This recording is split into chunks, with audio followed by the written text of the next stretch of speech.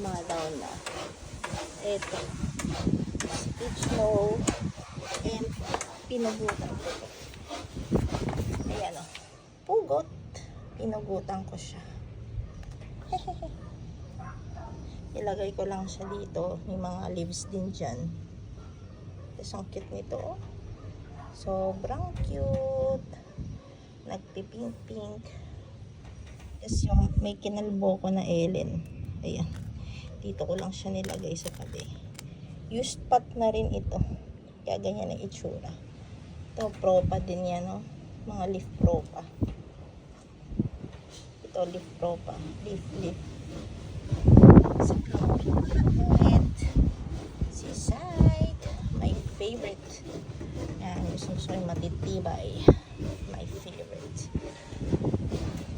Ito, hindi ko pa na-review. Napakatibay din ito. Sa Lora. May taon na sa akin ito. Nagbagyo na summer na. Tapos nagkaroon na rin ng worms. Ito, naiipit yung dalawa. And balak ko na talagang iripat. Kaso hindi lang matuloy-tuloy. So, ayan. Ito din. Matibay ito. Grabe, tibay din ito. Ito ba si Lora? Ito si white one. Tibay yan. Si Paekya. Yung Fina Robidona. Si Abby. Lovely Rose. Yan ang mga gusto kong paramihin. Sinising yun.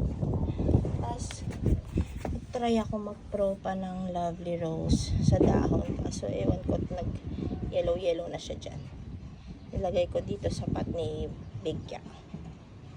Ayan. Propa ng Victor King. Nagpipink-pink.